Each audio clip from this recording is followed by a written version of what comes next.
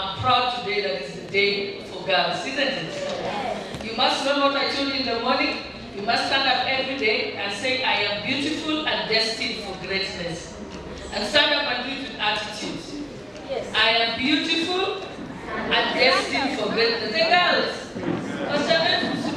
even the boys who are here with us. I am beautiful and destined for greatness. I am beautiful and destined for greatness. You tell yourself that every morning. Don't wait for anybody to tell you. Isn't it? Yes, I get. So just for the benefit of the girls, you must remember the journey of girls has been very, very long. It started many years ago. I remember as a young girl, I watched our women leaders, Kina Phoebe Asio, Kina Niva Mwendwa, Julia Ojambo, Sipora Kitone, and all of them. They went all the way to Beijing and started to fight for equality for women. But at that time, that was way back in 1995. But at that time, we later said to ourselves, it's not enough to talk about women empowerment. If you want to empower a woman, you have to start when they are a little girl, isn't it? To be able to surmount the challenges that women, and they will grow up as strong women. Because if you raise a strong girl, she's destined to be able to conquer anything that she can. And that's when the Girl Child program began. But it was only in 2012 that the United Nations decided that we'll now have the Day for the Girl Child. And that is what is important. That we keep taking stock and constantly asking ourselves, what have we done as leaders to be able to raise strong girls? And I'll tell you this. I was your age once upon a time. I grew up being conscious, sometimes being anxious, sometimes not being confident. And many people don't know this about me. I was never an A student. I was a C student. In fact, when I finished primary school, I had the lowest mark in Hill School that year in KCPE. Can you believe that? I was the bottom of my class. And in fact, I couldn't even go into a good secondary school. But I was lucky that my sister was already in Loreto Matunda. So the sisters there said, you know what? We want the girls to be in the same school. So I only joined Loreto Convent Matunda courtesy of my sister, who used to be in the same class with Praxidis Torore here. And we went to school together. And we also ended up working together at IEBC. I was deputy CEO and she was director legal at that time. So yes, I want to encourage you girls, don't give up. Don't allow your circumstances to define you. You have to define who you are, isn't it? And I remember when I was at Loreto Matunda, from Form 1, I was at the bottom of my class. By the time I got to Form 2, I was still at the bottom of the class. But I constantly worked hard. I always tell people I was not an A student, but I was a hard-working, disciplined, consistent student. Even when I failed, I repeated the work. I would go to my friends who I remember Chantai Murgos, who was the top, my friend was the top of the class. So I used to go, she shows me maths again, it helps me. But consistent hard work actually eventually works for you. And I tell people, what you think is your weakness can become a strength. Because I was a poor student, I constantly studied. I studied longer hours than everybody. I worked extremely hard. I had to put in so much effort. And I realized, to this day, I work 10 times harder than everybody else. I put in effort because I learned to put in effort when I was a kid. And that has become my work ethic, and it has helped me through the years.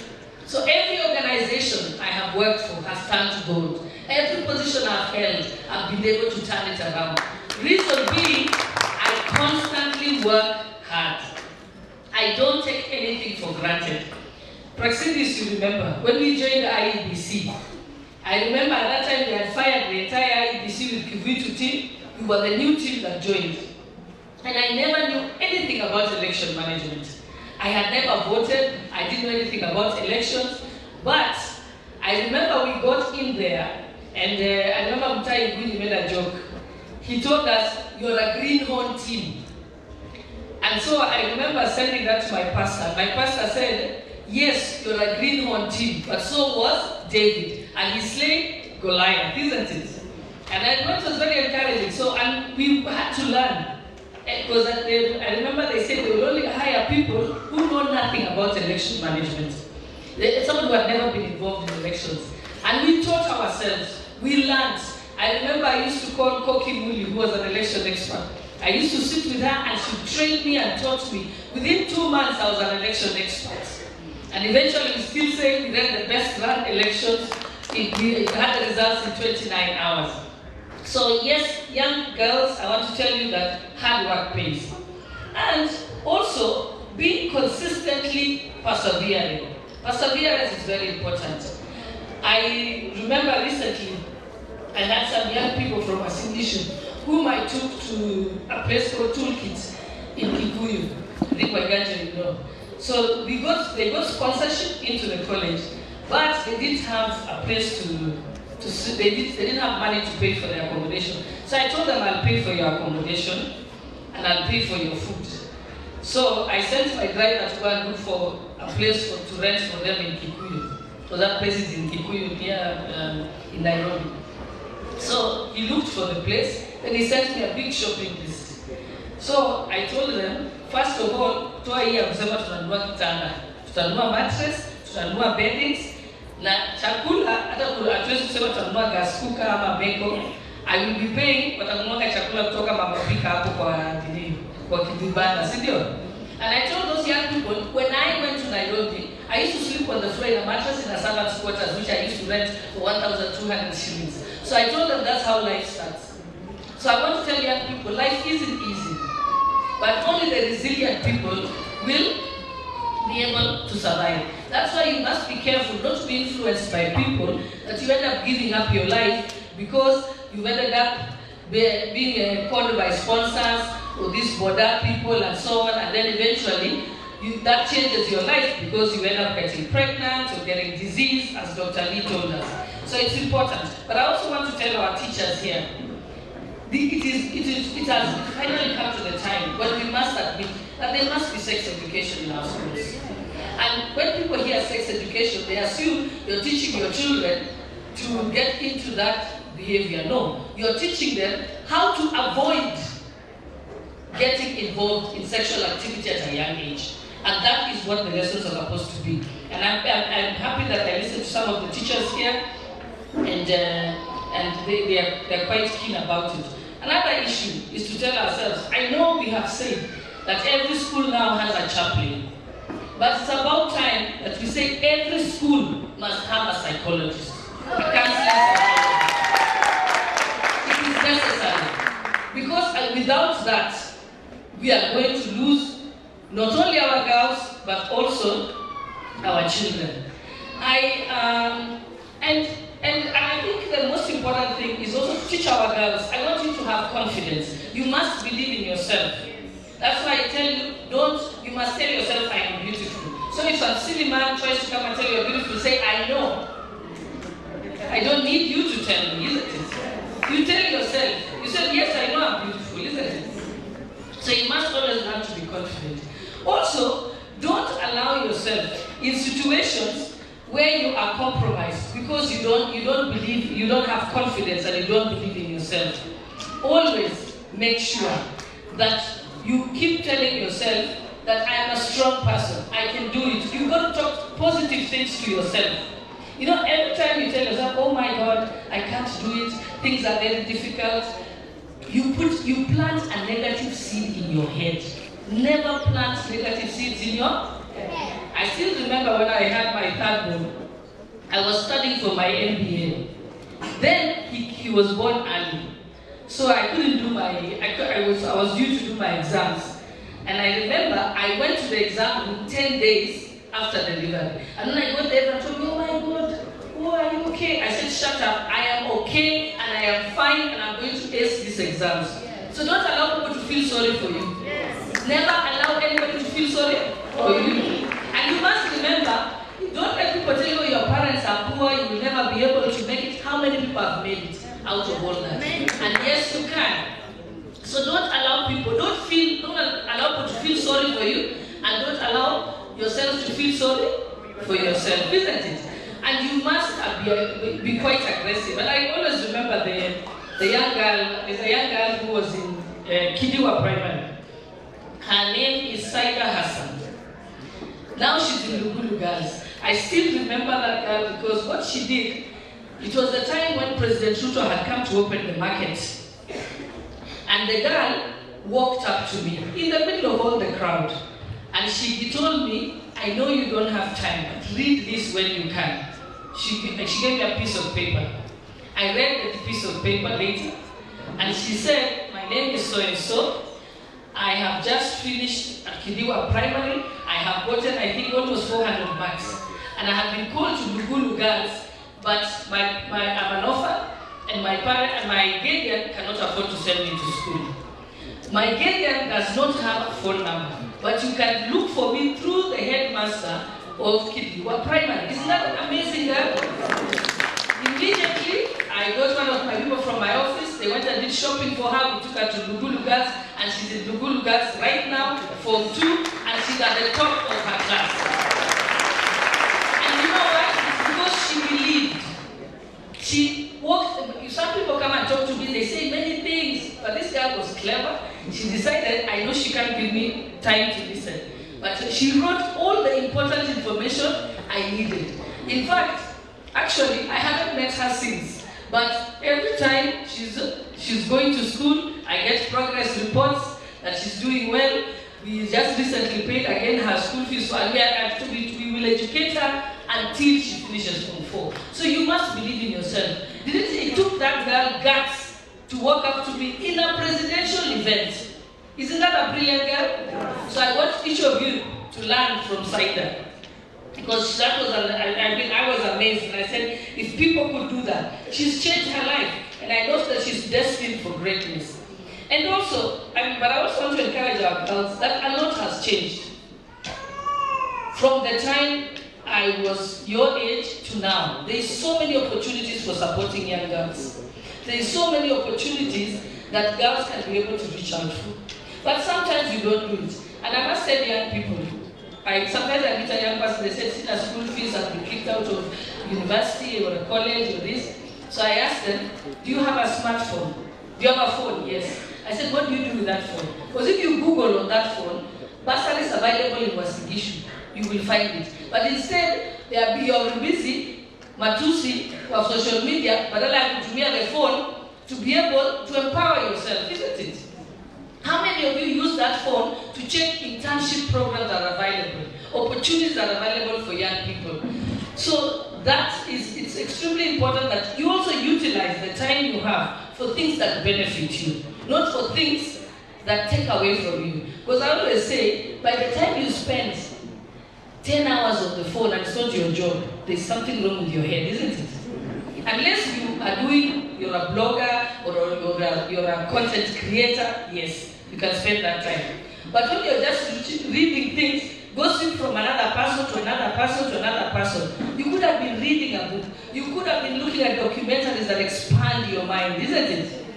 Instead of using your precious time. So yes, the lesson is use your precious time to do the right thing and things that benefit you. Even the people who you hang out with. I always say another thing is the most important is who is it you hang around with. I can tell you this person is a failure because I see the people they are loitering with. So you must tell yourself, if this person is not adding benefit to my life, you have no business talking to them. I always tell people, you will never find me sitting to have lunch or to sit with somebody unless it is something clear that I want out of that meeting and something that I will benefit.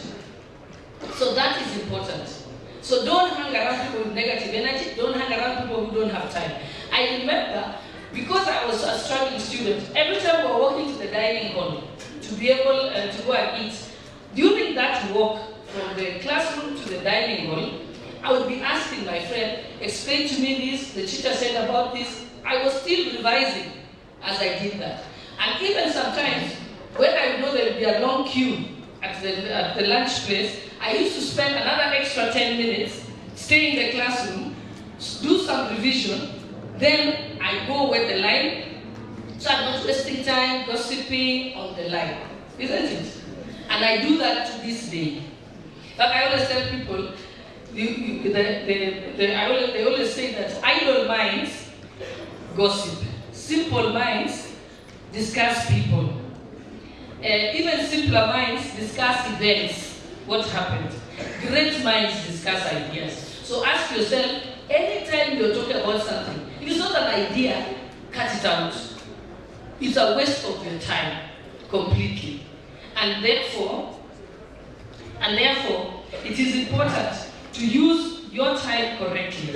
Even ask yourself, who is it that I can speak to be able to assist me? Go to your teachers, approach the people around you, and so on. So yes, be strong, be purposeful, be focused, and ensure that you know what you're doing. I learned at the feet of many amazing women.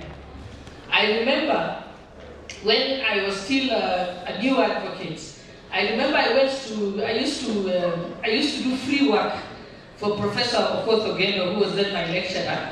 I used to do free research for him, etc. But what it did, it helped expand my mind. It helped me know opportunities that were available. So sometimes, as aligning yourself with the correct people, you can go to your teacher and say, I can help you arrange the books, I can help you do this, because in the process, you get to learn something. But you'll find that most students don't even want anything to do with their teachers. And even I remember how I got involved in going to the legal sector and all. I remember Justice Njoki Dungu, she's now Supreme Court judge. At that time, she was in the women's movement.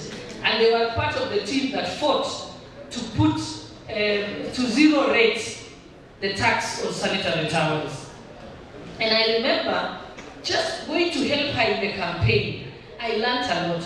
I remember she said, let's go and see the minister and ask why they put 16% on VAT. On sanitary towels.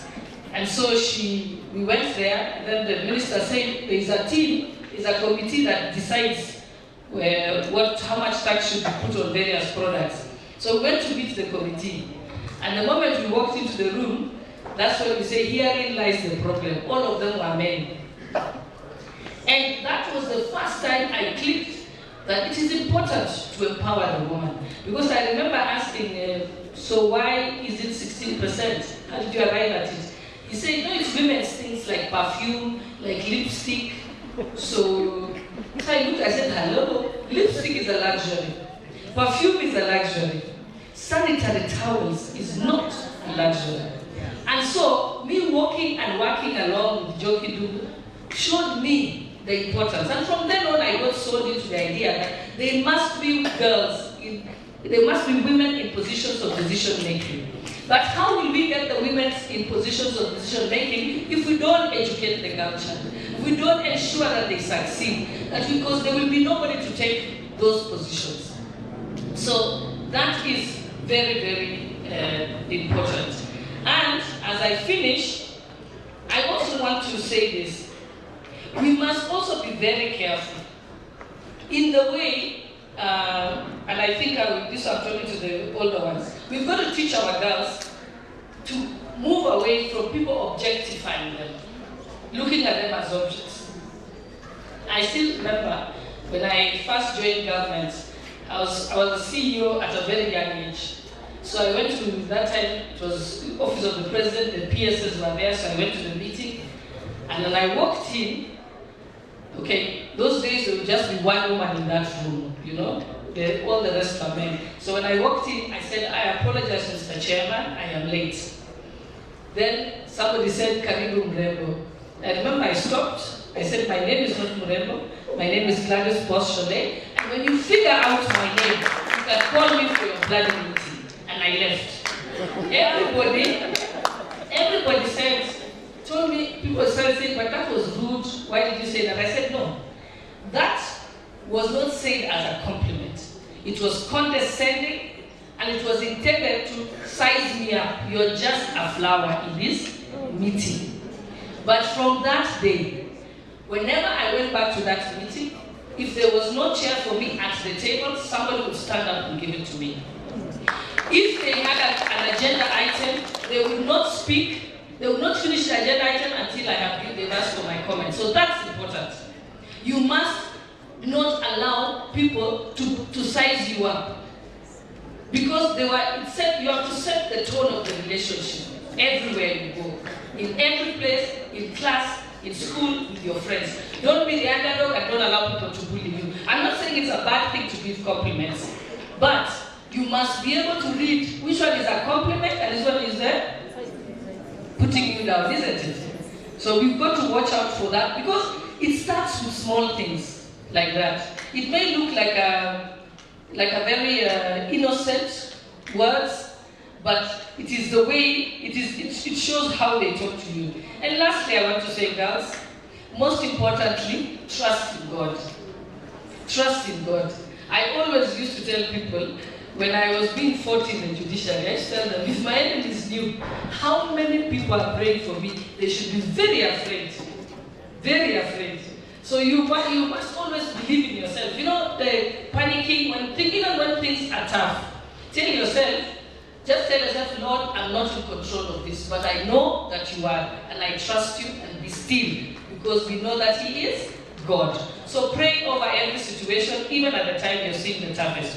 And thank you very much for those Wasingishu County, Governor's Office. I mean, I like the work that is being done at the Rescue Center. Madam CEO, Madam CEO, MCA, Asema Asante. The work, I'm very excited. I've seen how confident the girls at the Rescue Center are. And in fact, I was telling myself, should we call it Rescue Center? That's a bit negative. Why don't we call it the Blessing Center? Because all those children who go through that are going to come out blessed. Wanakuja hapo tu kuchukua baraka, si ndio? Yeah, tuwache kusema rescue, tulitoka hapo. Tunakubaliana. And you know, I can always tell when good work is being done. Because I see by the way the girls spoke. They were articulate, they were confident, and I could see they believed in themselves. So asante sana, you're doing a really good job. And for that reason, I have brought Kujeni Rescue Center, watoto wetu Blessing Center, kujeni hapo tuwapatie zawadi yenu.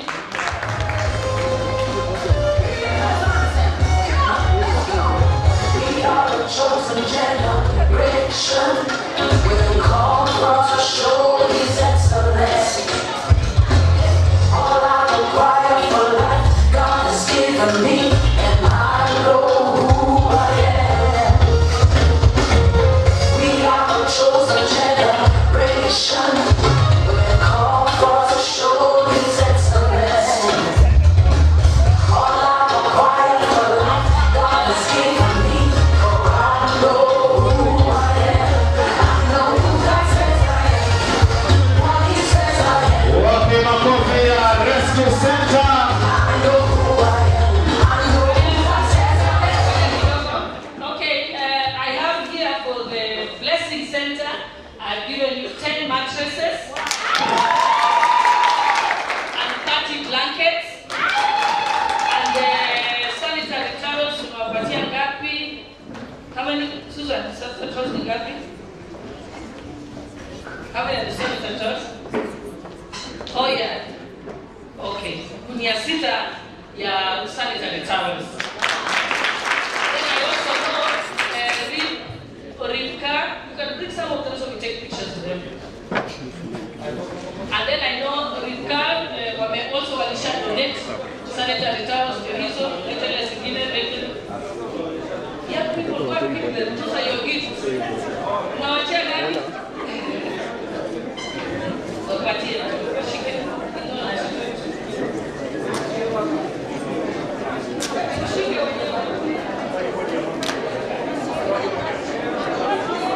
DJ.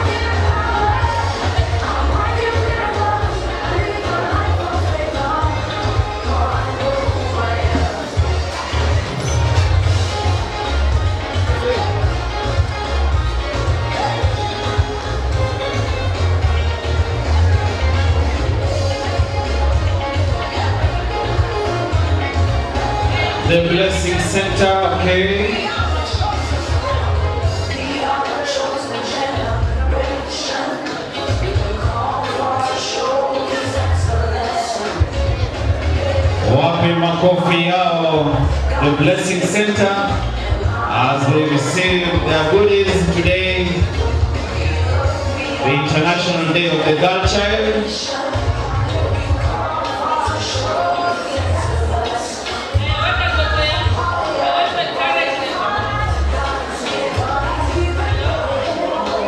Meanwhile, Mr. Raila and Robbie.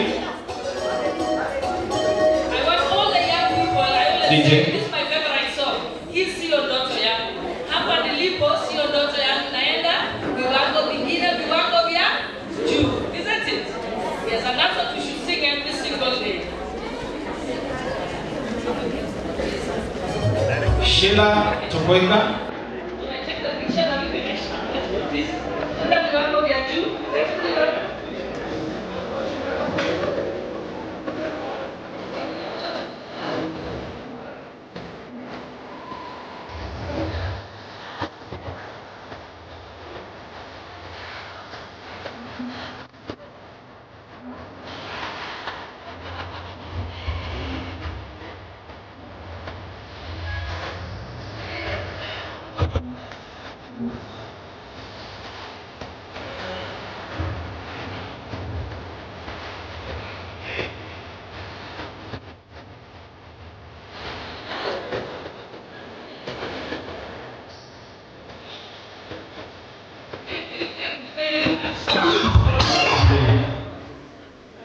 Thank you very much, and I know I'll definitely visit the Blessing Center. Sheila.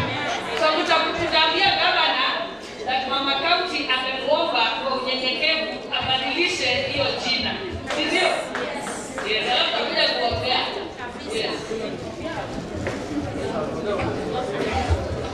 All right, thank you so much. The students wale wanatoka kwa mashule, tutalete pass zenu katika shule. That's why tujawapatia nini ya center, but we will bring to your schools. I think starting in the next 2 weeks. All right, let me also welcome Villa Valentino on stage. Okay, thank you so much. The Blessing Center, we can now get seated. Yes. I still have to travel back to Nairobi, that's what I've been.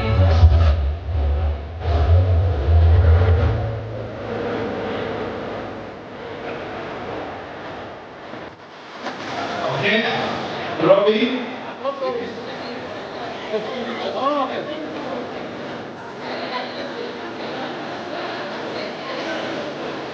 Thank you, Blessing Center. Let me have a few of you on stage. A few of you so that you have.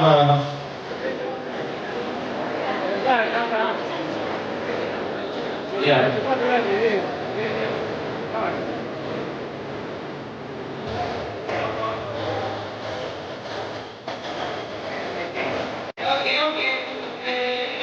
Welcome Waziri and our chief guest and our honorable members of the County Assembly. Please take us through the cake cutting. We're going to be guided by the ones who baked the cake kindly. We are going to receive a few words and then let us. Hi everyone, I'm Sheila from Villa Valentino Cake House.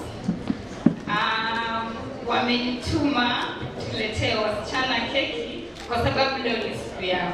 Si mnafurahia kutambulika? Leo ni siku yenu na tuko na keki hapa, tutakata na mheshimiwa, alafu tutajua kutendaje, si ndio? Na watu wakubwa hawakuli keki. Hii keki tunakata na tunapatia watoto peke yao. Unaelewa? No adults.